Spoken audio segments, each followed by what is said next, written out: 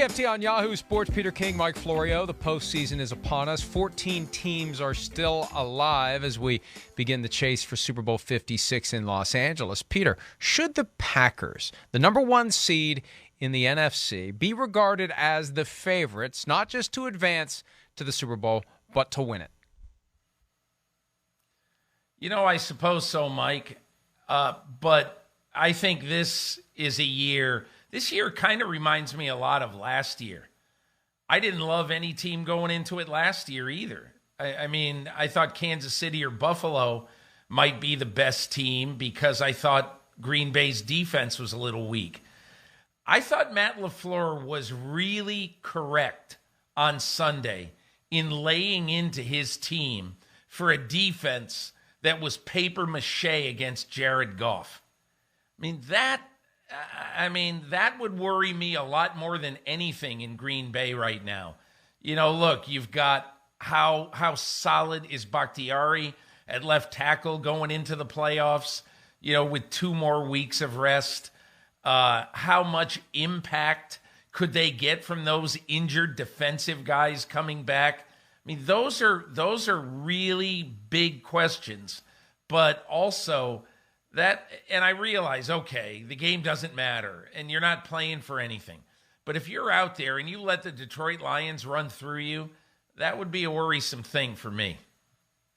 Yeah, but it does all go out the window and reset. I guess my concern would be with a week off, you're going to have that defense going 3 weeks between performances where they actually brought it, and maybe you do get caught flat-footed. That's what I always worry about. The teams that get the buys, do they get punched in the mouth early by a team that played the prior weekend and won and is feeling good about themselves and also is feeling like they got nothing to lose? Weathering that storm in the divisional round is a difficult thing to do. And then at some point you got to worry about Tampa Bay making their way back to Green Bay. I think that's the only real threat. I look at the rest of the teams in the playoff field and I say, you know, except for maybe Dallas, because Mike McCarthy knows a thing or two about coaching in Green Bay.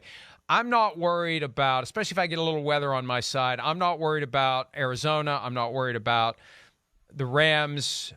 I'm not worried about Philadelphia. The one team I'd be worried about is the Buccaneers coming back to Green Bay again. I'd be worried about the Rams. And look, you know, you've got a quarterback there who is playing like bad Detroit Matthew Stafford. I get it.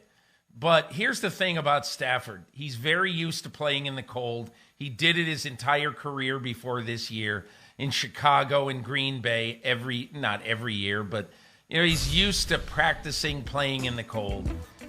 And in my opinion, look, 8 turnovers the last 4 weeks. I think that's it with Stafford. That really bothers me.